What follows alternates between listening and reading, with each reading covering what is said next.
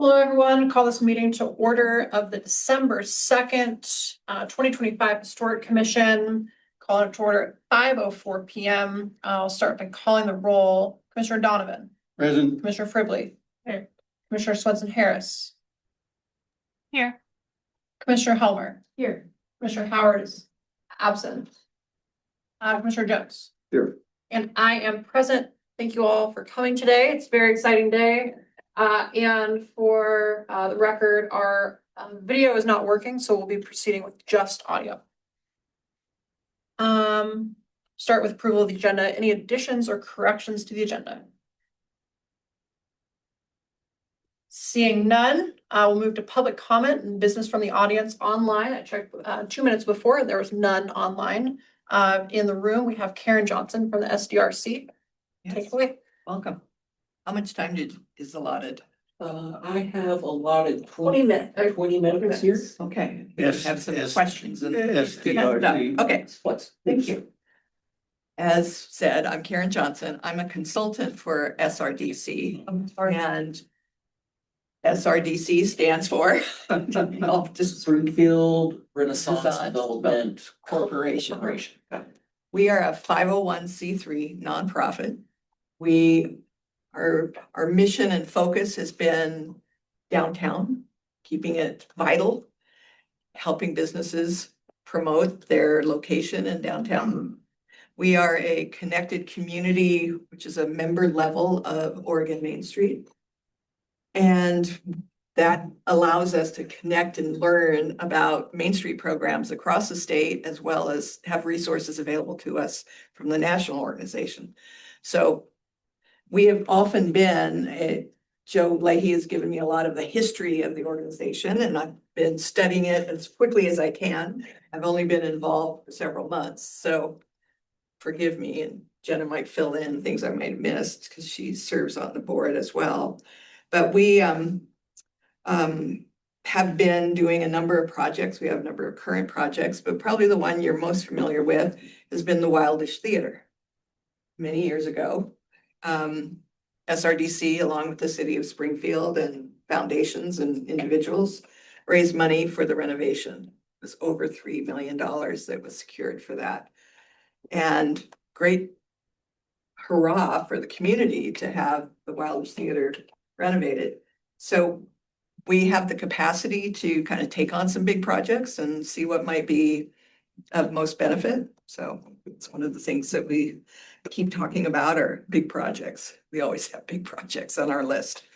So what I'm interested in talking with you about is the support through your work plan for an intensive level survey of the FW Woolworth building. We've identified the Woolworth building on 612 Main Street as one. Its historic quality is very much intact, and I think a great open space floor plan inside that's over 6,000 square feet on each floor. It's got 2 stories in there.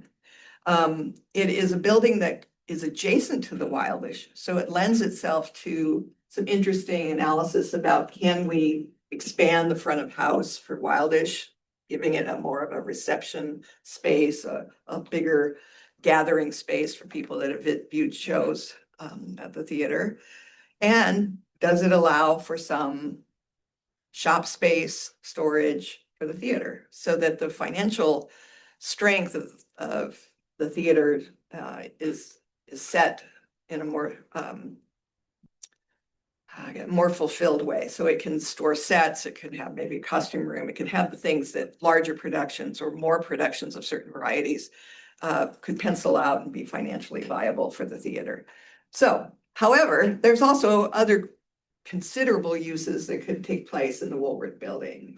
We are aware that meeting space, workshop space, other activities, maybe some co-work space, some things like that that could be thought of for the interior of the Woolworth. There could be a cafe, there could be a lot of other things in there, but our focus right now is let's understand the building. We have written a grant to the Oregon Heritage Commission, and we didn't receive it. They said, talk to the historic commission. So that's what started my conversation with Tom. And this is where we are now. It's sort of thing, maybe this could be included in your work plan, something that gives us the kind of documentation, research, sort of study of this Woolworth building to see, to learn more about it and to see what possibilities might come of it. So these are articles that have been shared with me to put into this PowerPoint. The cool thing about that one that says the headline, Crane Speeds Construction of New Store, obviously from the Springfield News. And that talks about this being a concrete tilt-up construction method, which how many of those are around?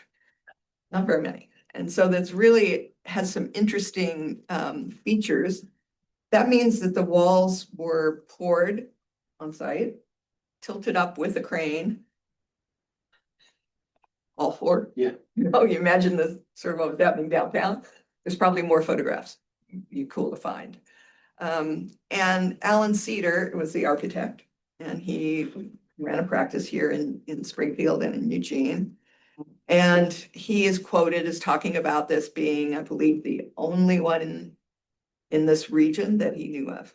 And so we'd want to find out more about that. Are we the coolest because we're the only one? Or where are the others? So we're sort of interested in those kind of things. That makes it really interesting when we're thinking about the adjacency to the Wildish, because now we got a concrete wall. Don't just blow through it easily without understanding it.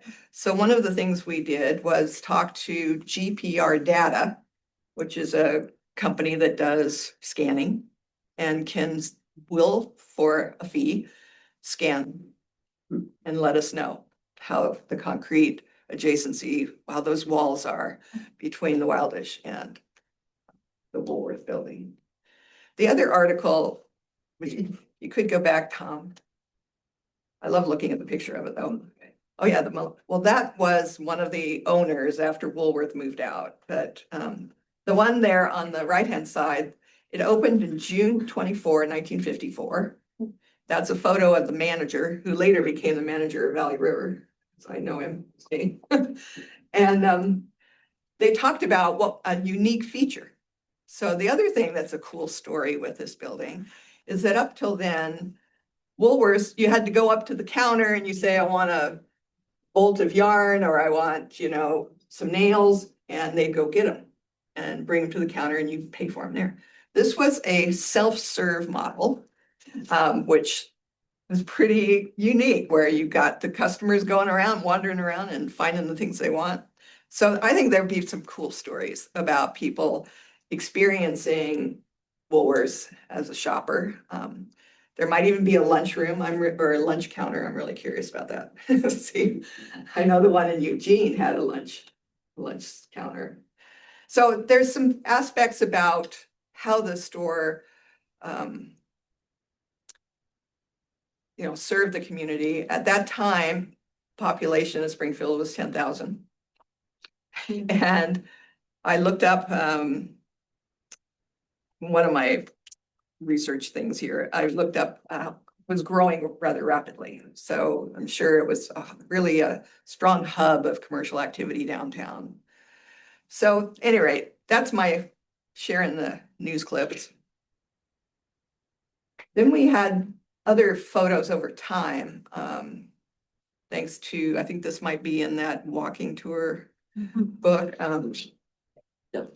Yeah, so it was called the Maloney Building. And those individuals sold it to, were they the ones that sold it to David Lovell? So David Lovell or Masaki Properties, which is a couple of business partners, are the current owners. And so he's been renting it.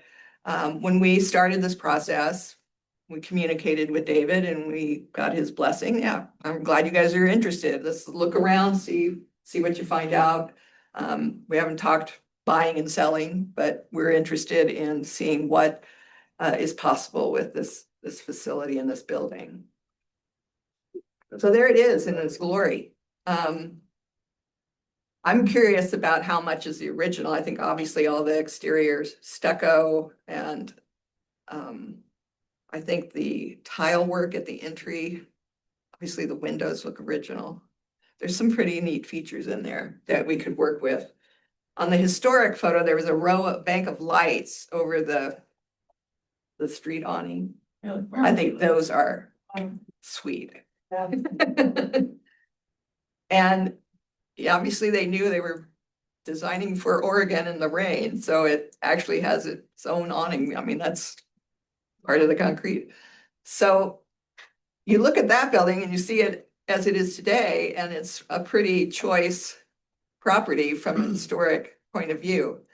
And it is served as a really an important hub for commerce in downtown. So at any rate, that's the nature of SRDC's interest. And we have been in the past great partners with the city of Springfield.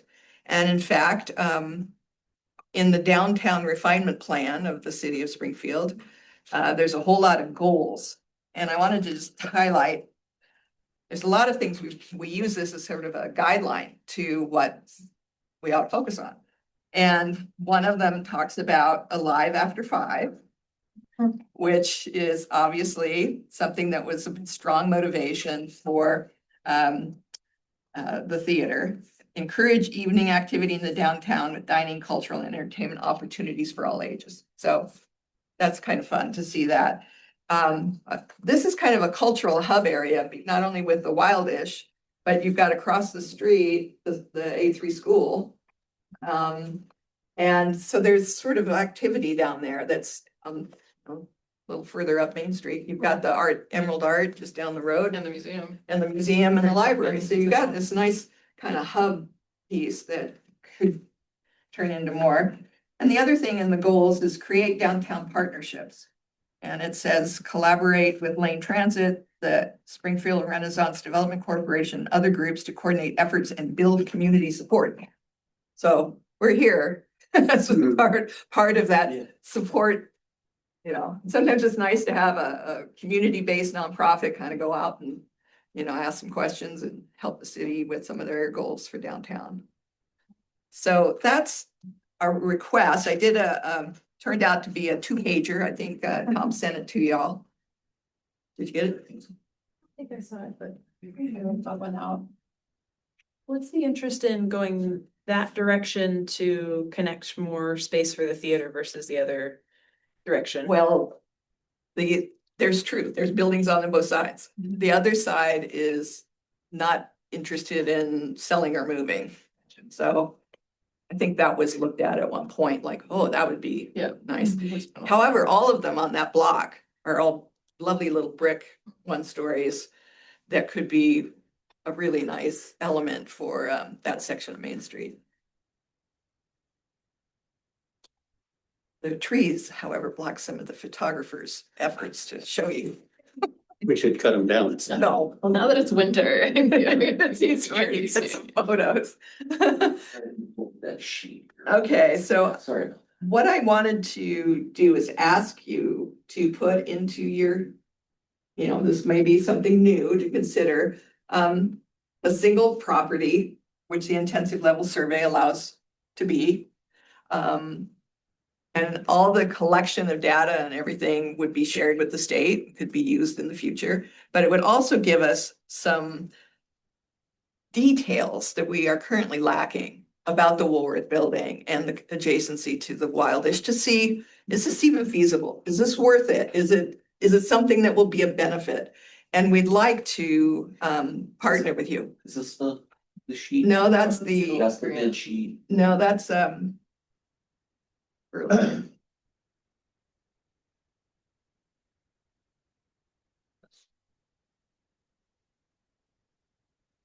It's the one I sent you when I said I couldn't get it on one page. Yeah. Back to back, work okay. That might be the PowerPoint.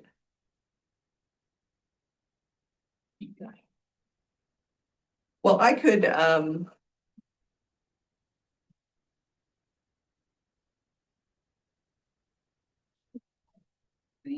Maybe.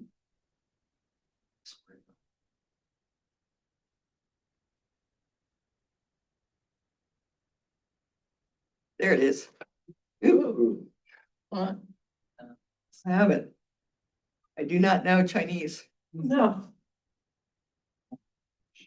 It's just Helvetica. It shouldn't have done anything weird.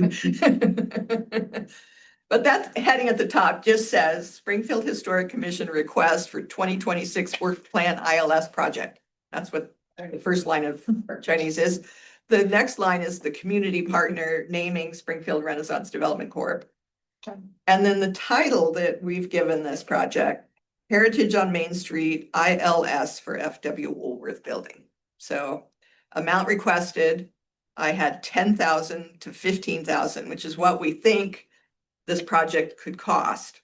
And I know that may be outside your realm of funding, but we think it's at least that much. And the other funding application that we did, the plan was to work with University of Oregon historic preservation students, and they've relocated the HP program back to Eugene. The director and I spoke this summer. She's willing and interested in a team of students being, having this project on their docket. May not be a terminal project, maybe more of a class independent study project. And that gives us connection to the historic preservation program, which would be an awesome thing to kind of engage with Springfield. But it would also allow us to have expertise that's rather affordable to us.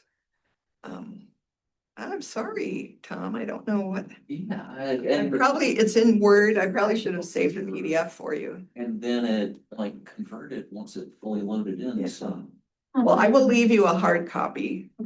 oh, There we go. What'd you do? I'm just clicking. And that appears So, to fix the rest of it. The other piece is just a lot of description of some of the things we talked about with the slideshow. And the Woolworth building is a mid-century modern design. This is where I put the 1950 census was 10,807 people. And in 1960, it grew to 19,616.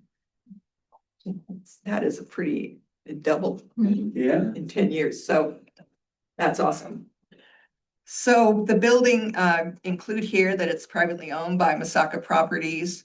Mr. Lovell is, he's glad somebody's paying attention to it, bring some interest. We want to see what happens.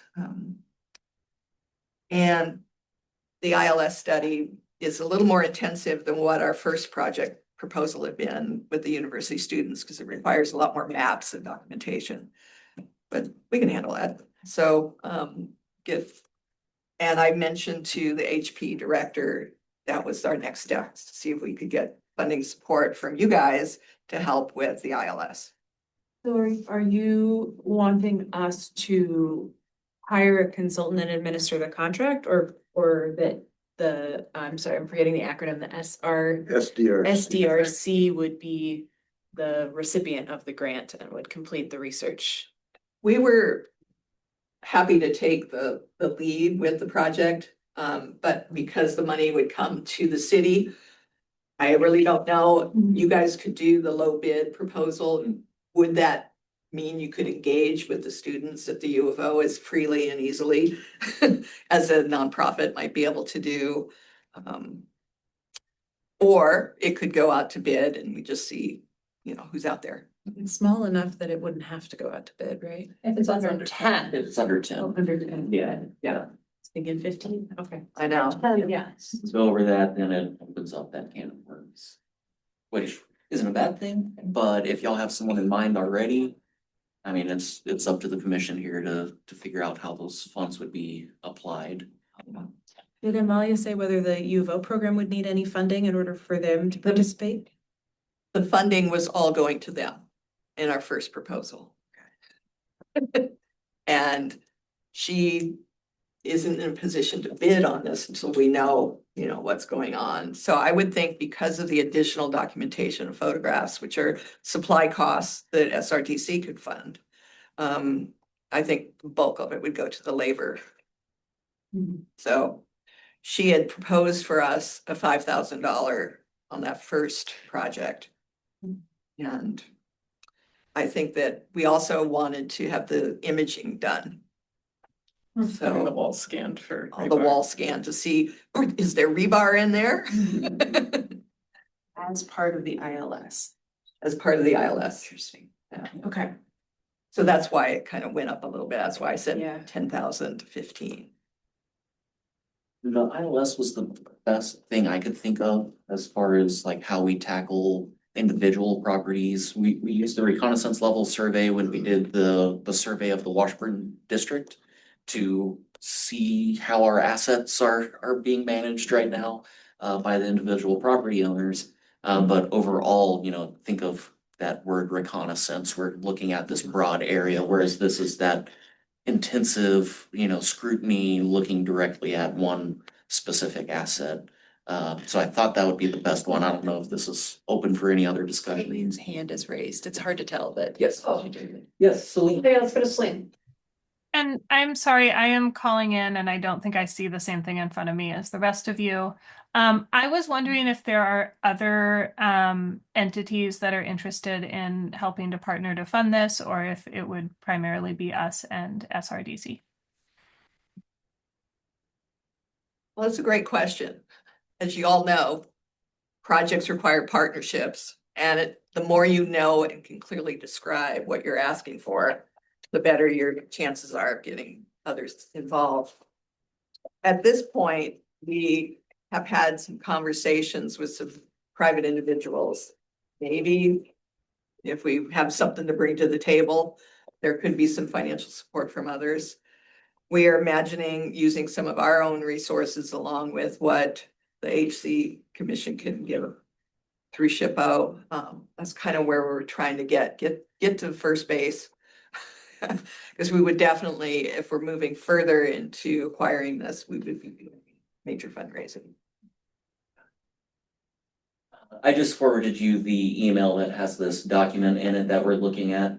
Celine, just so you have that. It, for some reason, the screen sharing automatically paused.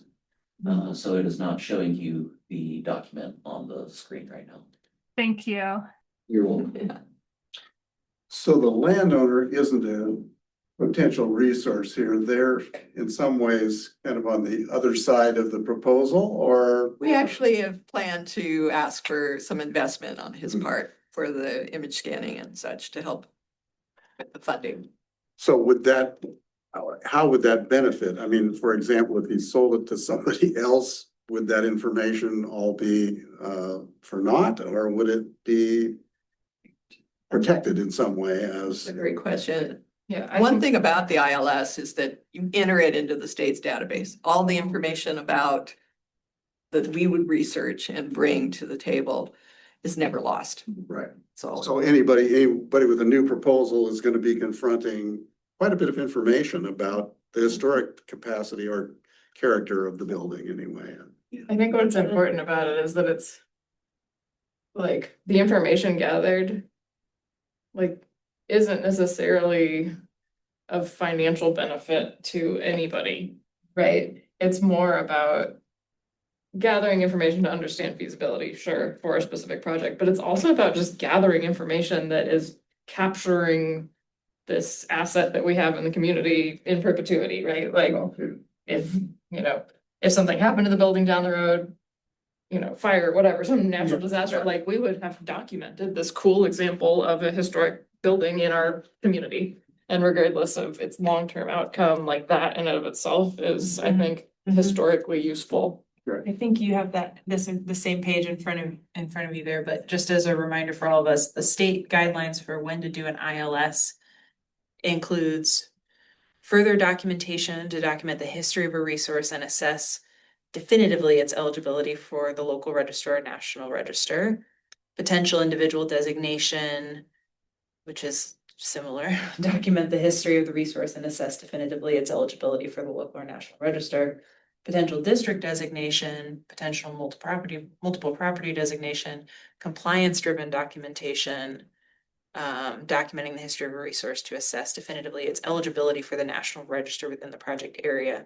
So this reminds me a little bit of the ILS projects that we've done with Willamette Lane in the past, where as a tool, the structure of an ILS is pretty much built around the National Register framework, as a lot of our preservation work is.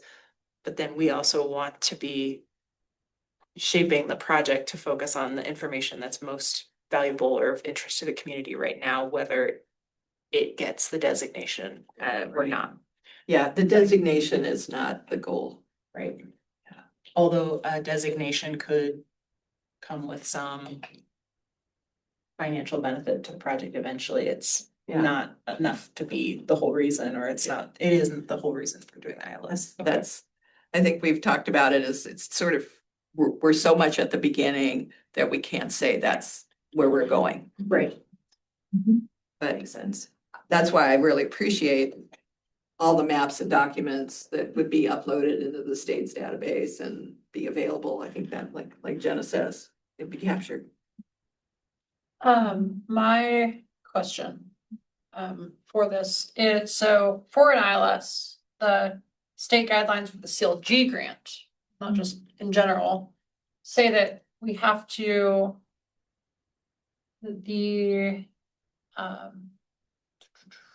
I've lost it.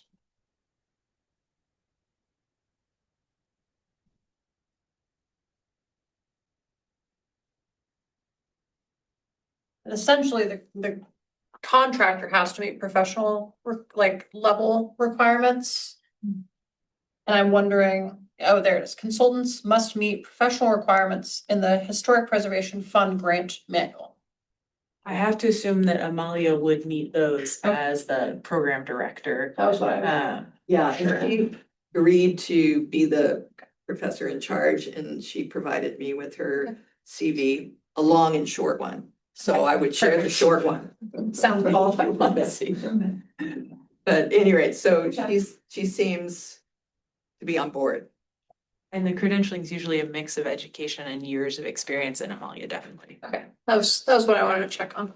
That's why it's really a benefit to us if we can be successful in working with the U of O. It's And it's just a really cool, like, a cool building. multi-partnership Yeah. situation, Yeah. like opportunity for the city and Historic Commission and SRDC and downtown Springfield and the university, like all to. I know, it's play in the same awesome. field. So by the read of what you had, seeking some kind of status as far as National Register or local landmark status would be like the ultimate goal of the ILS, not just investigation, but It's the framework around what an ILS is. Yeah. Sort of designed to do. But it doesn't inherently have, like, I think in putting this in our work plan and submitting it to SHPO, I don't think we would have to claim that we are trying to list the property or anything like that. But we would just have to understand that when we get the ILS, whatever format it is, it will have to include that discussion of, is it eligible for the National Register and under what criteria? And if that doesn't necessarily provide the kind of information that is most useful for the project, we have to at least include that. But that would be the conclusion of all of the Right. information that is gathered. So the information would still be there. Yeah, one of the things that was motivating to SRDC was that because it was privately owned, and we come up with these great ideas of how it could benefit the community, and it gets sold. And whoever has it does something entirely different, and it doesn't meet the needs that we have recognized in, with theater and such. So we do want to move forward. We want to show good faith and sort of in doing the analysis and talking with the building owner and sort of maybe negotiating something if this is a go forward project. But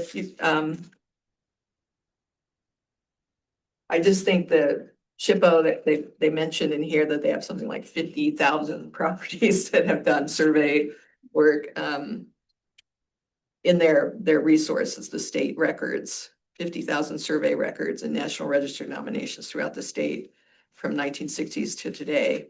So there's a lot of resource there that can also be used by the team. If we leaned into this as an educational project, does that give us more flexibility in what we can ask SHPO to do, or would we need to use the ILS framework? I'm not saying it's wrong, I'm just interested in Yeah. exploring Yeah. what what options we have in our relationship with SHPO. That was my question too, like, Yeah. outside of ILS, what avenue is there? I guess I'm a little, after what happened with Dr. Lewis and like how constrained it ended up, the looking into things ended up having to be, I'm a little like, what I don't want to have happen is we get to the same place we were with Dr. Lewis, where we're coming back and SHPO's saying, well, he can't go look at those things because those are outside the scope of Springfield.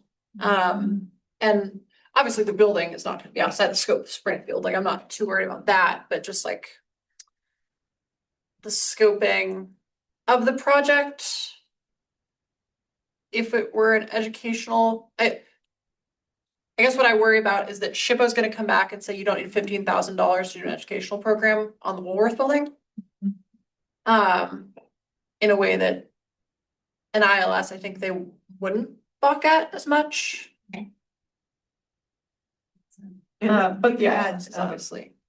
when the Heritage Commission turned us down for the request, that we made in October, Curry Gill said, talk to the Historic Commission, got Tom involved, and I went, really? Okay, so she obviously thought there was My a, thinking cap on, like, Yeah, have it. okay, if she's referring you to us, then there must be an avenue here, so Yeah. like ILS was the first thought. And I don't mean to sound skeptical about it, I'm not, I'm just yeah, you sort guys of have to poking around at navigate the, your yeah. criteria too. and how to present this in the way that gives us the best chance at getting the funding. And how much money can we ask for? I thought it was 15, like total for our entire grant. Yeah. Is that Yeah. right? And we That's got another an issue. extra 1,500 last year, or last cycle, so that got us up to 16,500. For like additional projects or whatever. And when we went over this work plan at our last meeting discussing what we wanted to cover, there was no big ticket item necessarily. So it was increasing our education and outreach, spending less on an outside consultant, updating the website, guideline update.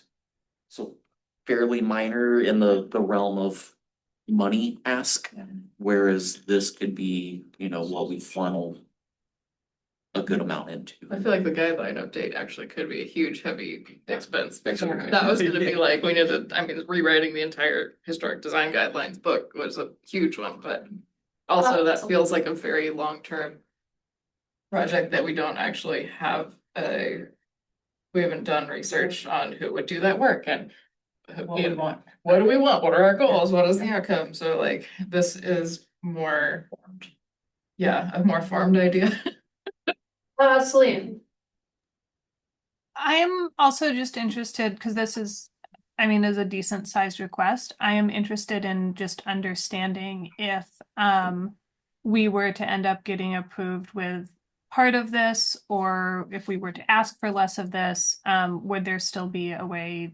Could this be broken down into smaller parts? That's a good question, and in addition to that, I'm wondering about city match, how that would work to supplement. Does the city just offer in kind? Yes, so it's I believe it's 1-to-1 match. That's right. Like, has to be 1-to-1 match. Yeah, because we got 16 something and the total budget was 33 something thousand last year. That includes like your time doing. Yeah, that's Stuff, right? staff time, You Which value wasn't a the significant volunteer portion. time as well. as- Yeah, that gets factored in, based off of, I guess it's Oregon minimum wage. Yes. Does A lot of people SRDC? make it. Who's the, The national value of volunteer labor is higher than that, and SHPO doesn't take that. Anyway. I don't think so. I think we've asked this question before, because there's a lot of experts that tend to this commission that are like not making minimum wage, doing this kind of work. Fascinating. does the match all have to come from the city, or could like a lot of the time being matched by SRDC be contributed somehow? I think it has to come from the city. I think that's, because I think part of the framework of the CLG program is to get cities to have a, Invest in it. Yeah. yeah, be in the habit of, yeah. Certified matching local everything. governments. Yeah. Yeah. Yeah. Well, in terms of breaking it into pieces, I have not been involved myself with a team of doing an ILS, but I have read nominations and have an understanding of how complete they are. I would think that the core of the work of the survey and the documentation won't be successful if it's broken into pieces, because if we're working with a team of students, it'd be nice to see the work done in a year so that we don't That have was to my think thought. about transitioning. Yeah. The imaging of the building could be done, you know, since that is a external contractor, that could be done as a separate piece from the documentation of the ILS. And we did the RLS that we split into two, right? That was the RLS. Yes. Okay. I guess with the student piece, like having been a student in the College of Design at one point doing this kind of stuff, like I think that would have been really hard to break up. Yeah. And my other thought is if we break it up, the second chunk is really far away from where we are right now. It's like 2.5 years away from where we are right now. Oh, Which it's not, so that means it's not even just like. And we'd have to spend all the first chunk before July or June 30th of 27. Right. And then we wouldn't get our next chunk until April ish of 28. In the spring, the historic preservation classes or program is also going to do a National Register class where each student will need to pick a building. And so another way to come at this would be if the one of the students in the class did their National Register project on this building. So we could keep that in the back pocket as well. Yeah. As another way Well, to they have get some other some of buildings it, in yeah. mind. Maybe they want to do a couple other things. But I think that timeline of going into another biennium would be too stretched. Because we've got momentum and we're trying to get data, and information, so we can talk to people about raising money if that's the way we want to do, or sell the building, give it to the community. You know, so I think it would create too much stagnation for the project to be successful. If we, instead of trying to break it up between grant cycles, I know this would still be coming from the same grant, overall grant fund. But having like the student portion of that possibly be involved with our education and outreach. And then the imaging go into the ILS perhaps, does that make sense, or am I putting two separate things together? To me, it's a struggle to justify GPR and an ILS, but Yeah. I'm open to being wrong about that, but that Well, feels the like a reach. GPR could be something that SRDC pays for, you know, because we're matching ourselves too, you know.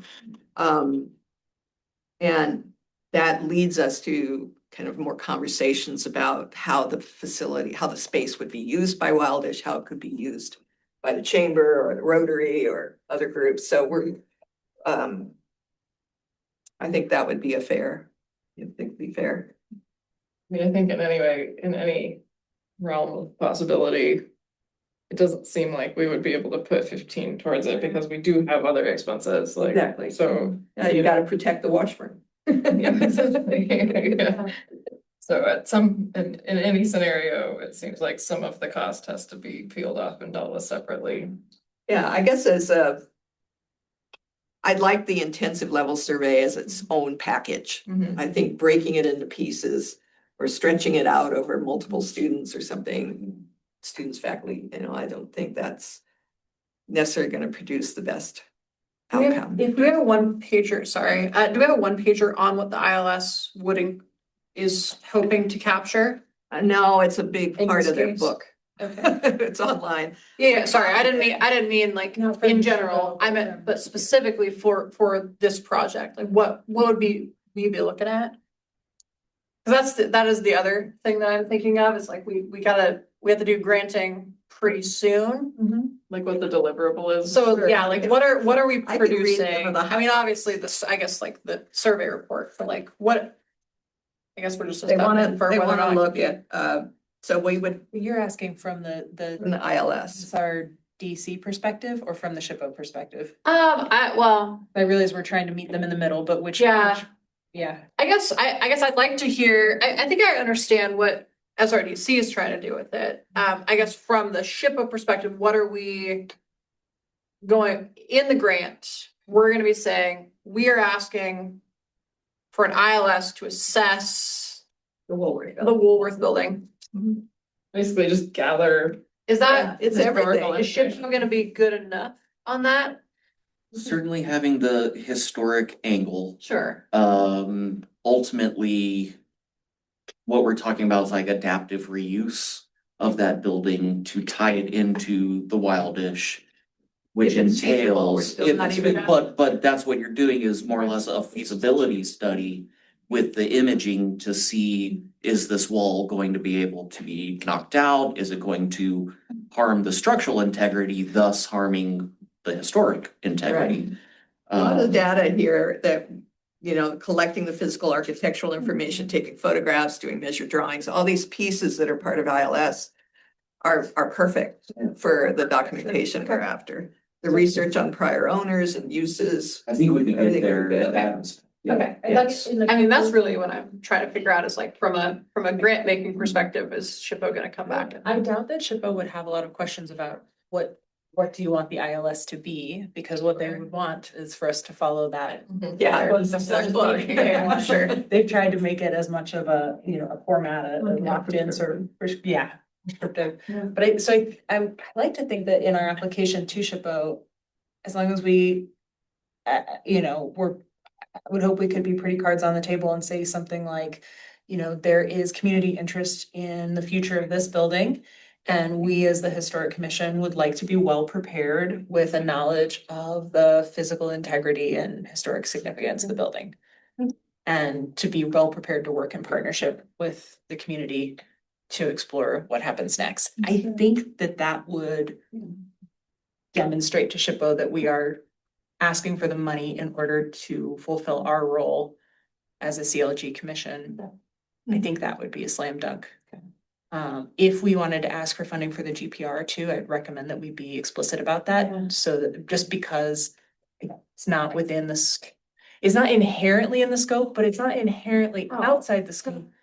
Because the concrete construction of the building appears to be significant. Yeah. I would just really want them to say yay or nay on that before we submitted receipts and asked for reimbursement. Surprise. Because they may say, oh, no. Yeah, anything that, so I guess asking, SHPO those questions. And I would say, at this point, support and recognition for this project and sort of what we hope is a great useful outcome for the community. SRDC would put some of its own money into, funding the GPR scanning if it became a problem. Or you can just say, we are gonna do that because you don't even wanna tackle that issue, but because, if we're gonna be partners in a project, we kind of have to pull it out, figure out how it works. And maybe a GPR company would be excited to do it at a discount. I've already Keep the got. project on their website. You already did that. Did that, but maybe we could get more out of it, because now the city's group is looking too, so.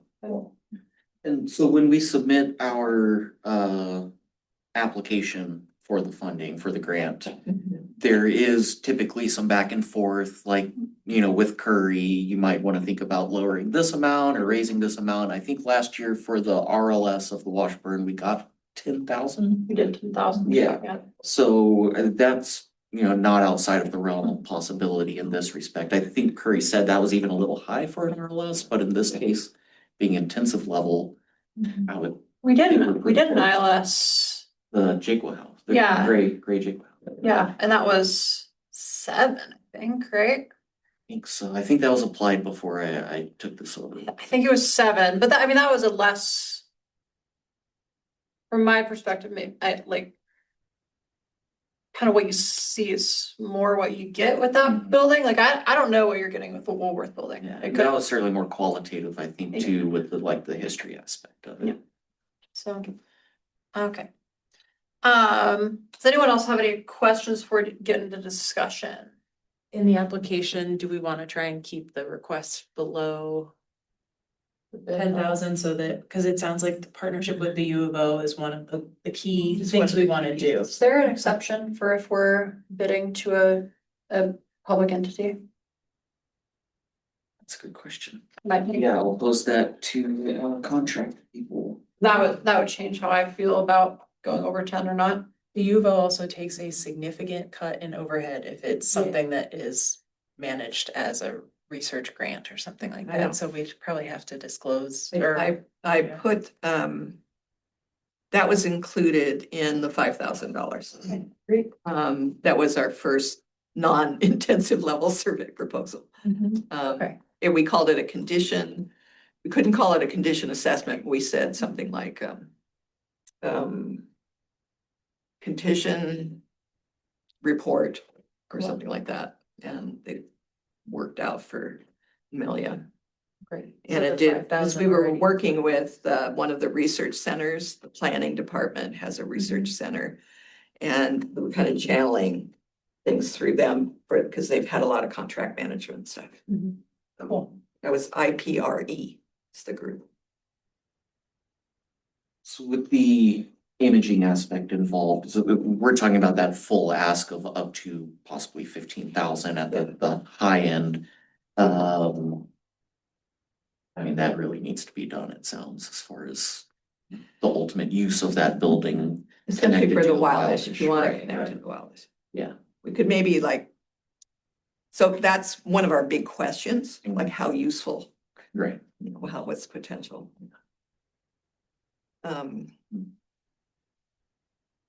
So I am happy to stay for discussion, but if you want me to like leave the room, I can do that too. It's up to you. It's open to the public, so. All right, I think we'll get into discussion. Anybody wants to start us off? I can start. Go for it, John. I feel like I need to disclose that I have so many conflicts of interest here. I just need to put that on the record. I'm on Historic Commission, I'm on SRDC.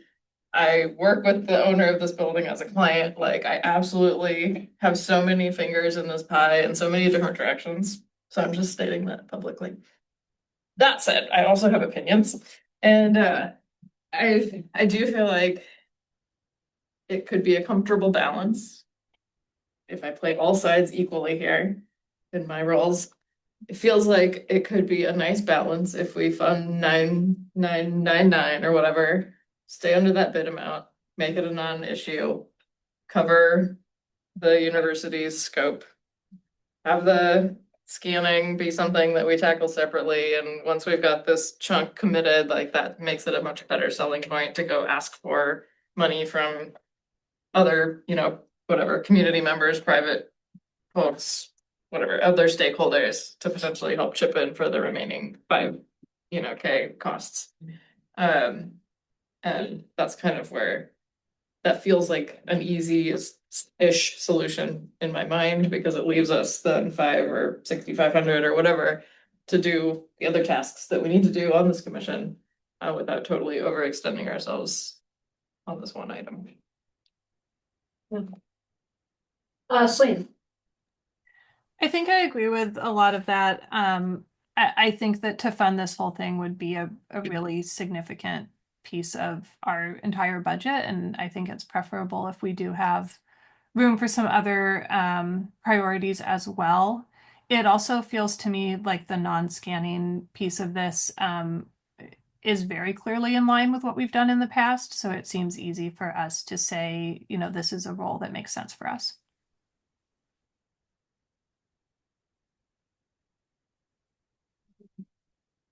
I tend to agree with all of that. I also agree that, I think for me, I think it's important that we not exceed $10,000. In general, I think that simplifies our life substantially. I think having to go through, I mean, the next jump up is like $100,000, so there's a pretty big gap. And so it's one of those where the code does not have a lot of like variance on what happens. So like the next step up is the same thing you do to bid on a $80,000 contract, and that's gonna be more substantial. And then I guess the other questions are, what are we paring back in the work plan? So that we can have that prepared. I think from my perspective, the need to haves are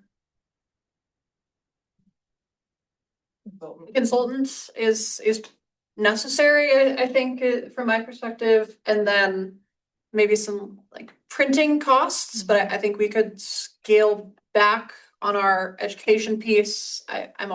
We have to pay for the medallions for the commission or for the awards, but We have to pay for the May ones. I got the museum to pay for the ones we just did because it didn't seem like we had money available and it was a weird loophole at this point.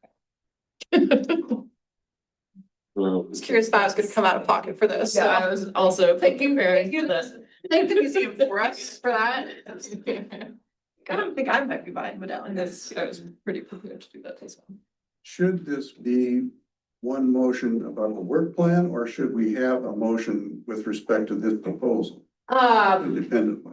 I am okay taking either. I think either is acceptable. I was just trying to. My thought was, it didn't sound like anyone was super opposed. If anyone doesn't want to go for a project, we should talk about that too now. But otherwise, I think we gotta start just kind of trying to work it into the plan. Celine. Yeah, sorry to ask a question that I probably should have ended my previous comment with, but I am interested in understanding, it sounds like we don't have an exact cost breakdown of the different pieces of this. It sounds like there is an interest in covering less than 10 of this, but I'm wondering if we have a sense of what actually makes sense in terms of the number we budget in under 10, if that makes sense. Yeah, in January, were we going to be looking at the overall budget? Like we were discussing work plan, what do we want to tackle? We're gonna make a motion and vote on that tonight. And then January, we will Budget. Yeah. budget I out. think that's right. So having the guidance at least of the past RLS, having up to that amount and everything functioned last year, plus the Dr. Lewis funding that we did. I don't think our education, like, we have no workshops right now scheduled or known. We have no educational talks that we would have to pay a stipend or something like that known. So a lot of our education was like in-house refurbishing, updating website, updating guidelines, things like that. So I don't think there's a large expense at the moment for Would we be education. including money for another window workshop with Julie? I think we were. I think that was like That's- the one thing we were gonna do. And that was Education. like 650, I think. It was last time, but she, like, that's because she, like, paid all of her staff out of pocket and all of that, like, that just covered mostly her materials, I think, so it would be nice if we put a little more here. So we put, oh, what was it, 3,000 for Dr. Lewis? Plus the 10 for the RLS and then our operating, let's call them. So I think we could do a similar Yeah. breakdown between education and outreach. Knowing that we can have up to 15, possibly a little bit more if we get that additional funding like they gave us last time. Well, it might be, what we could do is we could do a window workshop as that 15. And then if we did the window workshop as 15, as that like additional 15, if we didn't get it, then we either wouldn't do it or could pare away other I'm just thinking like. Yeah. Well, I guess I'm thinking maybe conservatively on how, or not conservatively, but I'm maxing out in my brain the ILS. So if there's any thoughts on reducing that, that could definitely give wiggle room, but I don't. It would be terrific to get to $9,999 on the ILS because it's a bigger scope than what I asked Amalia to bid on when I got the $5,000 proposal Yeah, from that her. was a more. Right, and- Yeah. Condition assessment. Yeah, that was not as intensive as this, and I think will take more hours. So that's just my, it would get us a better product if we could allow them to have additional time on it. If a U of O student did their National Register project on it in the spring, they would be bringing most of what would not have been included in a condition assessment. Like those two things combined is kind of Be awesome, wouldn't it? Mhm. I hate to, it's not my field, but what do we want, what's our goal for this? Woolworth, The Woolworth Building. yeah, what do we want to find out, just what? We want to find out it's the building integrity and the historic and architectural features of it, kind of understand them more. And we, from the SRDC point of view, we're wanting to help meet these downtown goals of the vitality and use of downtown. And it's actually on Main Street, it's pretty sweet as well. So we think that it probably has enough integrity that we could find a way, we could use it to support and help the Wildish. Because as a theater, they have constraints of what they can book and how people use the space. And if we can solve some of those issues, we're really helping the community as well. Yeah, So but you can't get there until you know what you're working with and what the value is from the history of it to the community, as well as the structural and condition. okay, so we're not, what use really with the building in the future, we're not looking at that, That comes One- later, that would come later. yeah. But we need this first step to tell us what we're working with. Because if we want to get to that point, then we have to understand where we're starting from. Okay. So it's our starting point discussion. And from a historic commission's perspective, the utility of this is that it's capturing and documenting Yes. its resource Right, this in study like does forever. everything. We have a documented point in time now and, hopefully gathered as much history as possible up, building up till now. So it's never lost. You would have all of that information. I think it's cool. Trying to see how much Yeah. went into our consultant Right. last year, because we didn't Didn't- use any of it, Yeah. as far as I'm aware. One of the interesting things about this building, I can tell you, is that after Masaka first bought it, I actually walked through it with an engineer. And we were staring at the walls because they have these really weird like seams, these joints where Oh. this panel is tilted up, and it's like these expansion and connection joints. And we're staring at them and trying to figure out what these big weird gaps are. And then finally we're like, I wonder, maybe this was a tilt up concrete building. It was before we found the articles about it. We're like, I wonder if this was tilt up. And we're staring at it. And then we took like just one more step back and we're like, oh, are those tire tracks on the wall? Yeah. And they absolutely are upstairs. You can still see tire tracks because it was poured on the ground and they drove trucks across it. And then it's like up on the wall. So there's no way it could have been up there if it wasn't tilted concrete. Yeah, that's just a great story. I think that's part of the story, the sort of the method of construction is a big success for this. And it's not actually an unusual type of construction, but it was unusual then. Then, Yeah. all A right. lot of big industrial buildings are built that way now, but it wasn't common yet. All right, so we were a trendsetter. We were- Yeah. It's so gappy. Yeah, absolutely. So I think let's start. It sounds like there's interest in doing this. And I think the plan is we'll vote on the projects that we're going to do this time. And then Tom and I will come back with a budget on those in January. Is that all sound good to folks? Okay. So, just so I should start taking notes here. That'll be important. Okay.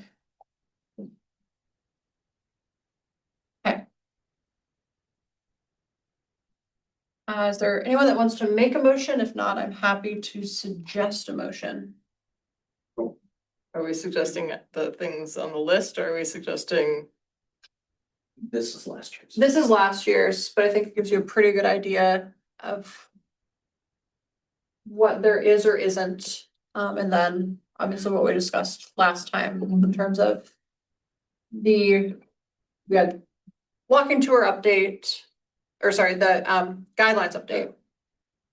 Trees, consultant and windows. The railroad plaque, we can keep in the railroad plaque. I'd appreciate it. It's so cheap.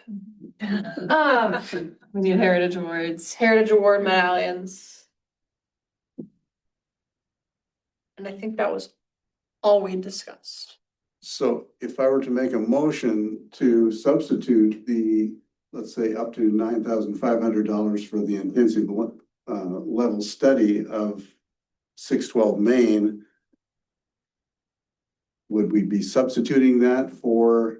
So I think I think the motion would be to add the ILS to the work plan, and then next time Tom and I will come back with actual numbers. But if you want to say 9,500, then Tom and I, of course, would come back with 9,500. It'd be very predictable. But potentially we're substituting for a landscape survey. Yeah, Like- but we'll need to pare back projects, because I think we had estimated that we were gonna be right around 15 Yes. on what we had last time. What's budgeted for the tree survey? Well, it was an extra. Yeah, last it year. was Yeah. it was the extra 1,500 last year. That we didn't, Probably that we would end have up, yeah. We don't have a quote from a, No. okay, thank you. So currently on my short list here, I have heritage awards medallions at the top of my list, window workshop, tour guidelines, and the railroad plaque, and the consultant as our 5. Like, definite, gotta have them things, right? I mean, we could always take out the guidelines, they've been around since before I was alive, so I don't think a couple more years will really do a number on them. But I also get where you're coming from. I mean, we've been working on them. There's no urgency other than that, That could be our extra amount that we ask for too. I don't know what we'd be looking at, to update that or. First 10 pages. If it's a priority, if it is a priority for this commission, we could probably make a lot of progress with a working group of commissioners too. Because if we hire a consultant, the first thing we're gonna do is spend a lot of time telling them what we need. Yeah. Are you talking about the The guide, guidelines. the actual guidelines or the tour brochures? Like, Oh, I was not, I think the tour brours weren't gonna cost yeah, very much at all. sorry, that's what I was Printing. thinking. Oh, I'm sorry, I got. Sorry, I was both. Tour guide. Line of budget. Yeah, the guidelines, I feel like that's like, we need to plan ahead, and that's like that could be a split into 2 grant cycles kind of cost, like that's a chunky project. It'd be great to get them started now, but compared to like the ILS not being advantageous to break up.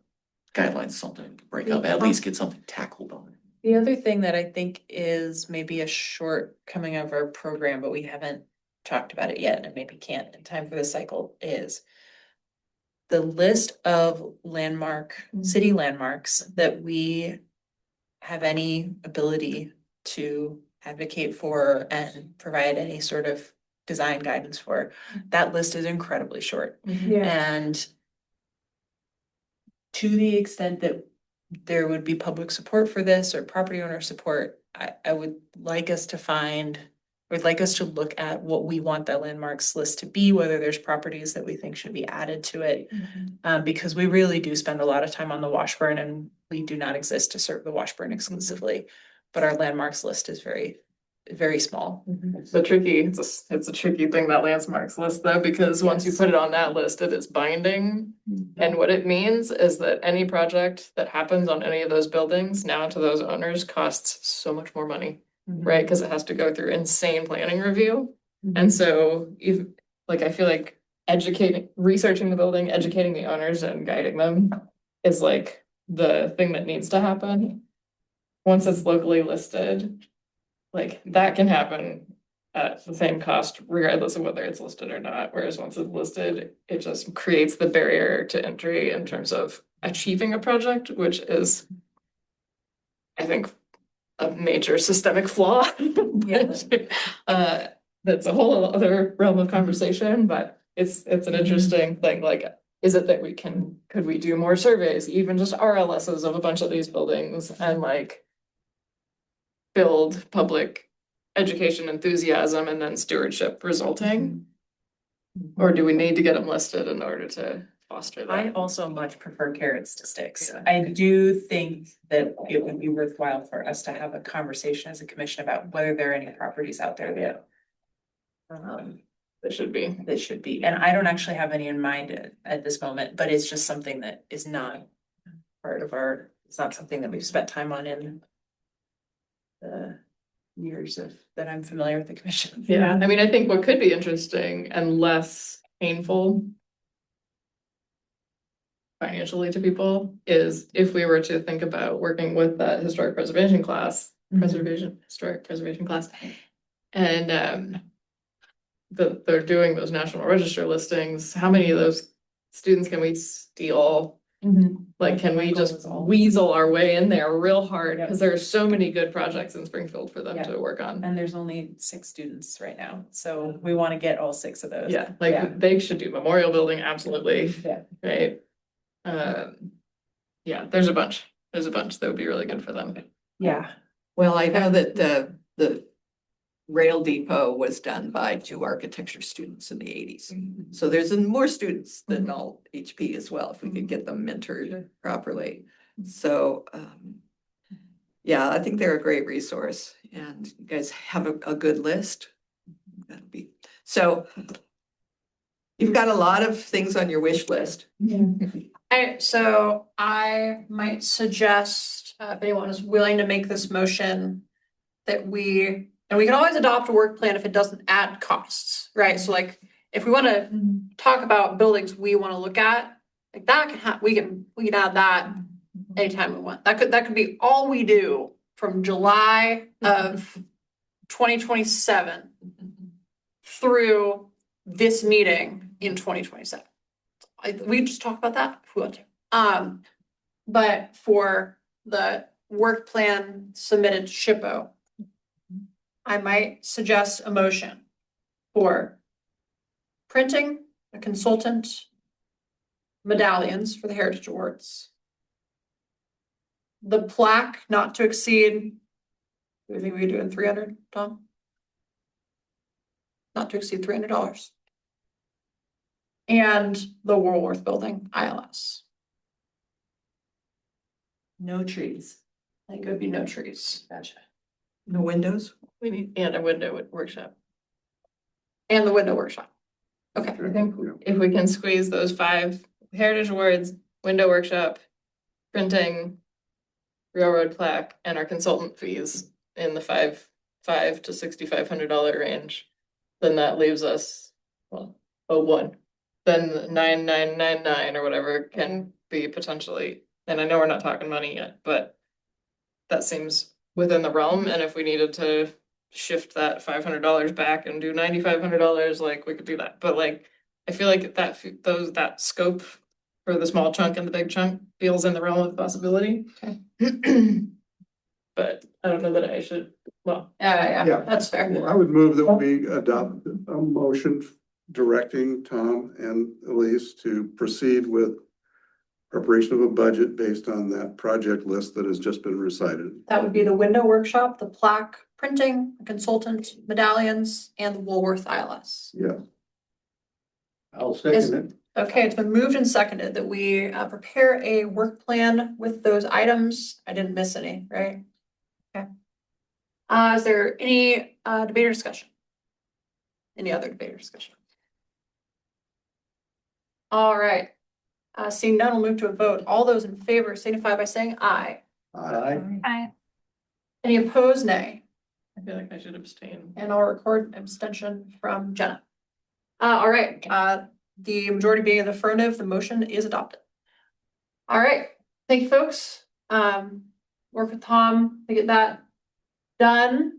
That was our only agenda item for today. Unless anybody else has anything else they want to add, I really will endeavor to get these under an hour. I will go to Commissioner Fribley first. You can go first if you want to. Be quick. Thank you for bringing us a cool project. I really appreciate it. I really appreciate the details. There's so many cool projects, especially on Main Street, you know, this, Yeah. this is so sweet, so thank you. Excited to, move forward with this.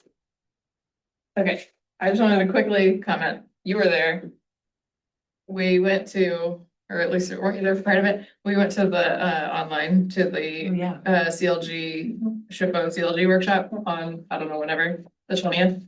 And there was a lot about multiple property documentation.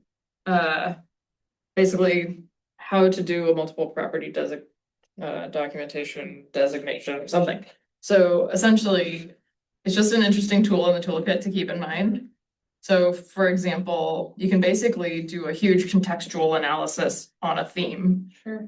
And submit that to the Park Service as kind of the basis for historic registration. You can correct me if I'm saying things weird, but like it's kind of in there as a theme. And then then you can add specific properties to it easier. So it's not like you have to individually nominate and register in the same heavy process for an individual project. Once you have the sort of packaged theme approved, then you can be like, and this is another one, and here's a little bit of information, and this is another one, and this is, some information. So for example, if you I did this example earlier, I was trying to explain it, like historic lighthouses in the Pacific, the Pacific Northwest dated between 1875 and 1945 or something, and then you've got this, you do all this context and analysis, and then you can be like, and here's a lighthouse, and here's a lighthouse, and here's a lighthouse, and it's easier. So we could, for example, do one long-term thinking about, the Springfield's Main Street commercial district, 1892 through 1955 or something, and like suddenly then things like the Lorth Building and other buildings up and down Main Street that aren't listed, could be part of this package if we wanted to add them, and it would be easier to add each of them individually once we did the groundwork for the overall theme. The result is a listing in the National Register. Yeah. And that, It's a nice little springboard to a little more Yeah, recognition. recognition, Register. and the National Register, once a building's listed there, it's really just exterior, and it's a lot less cumbersome, like it's less cumbersome for an owner, but it still binds them to a sense of responsibility compared to the local listing. So that's And they where. get a plaque. And they get a plaque.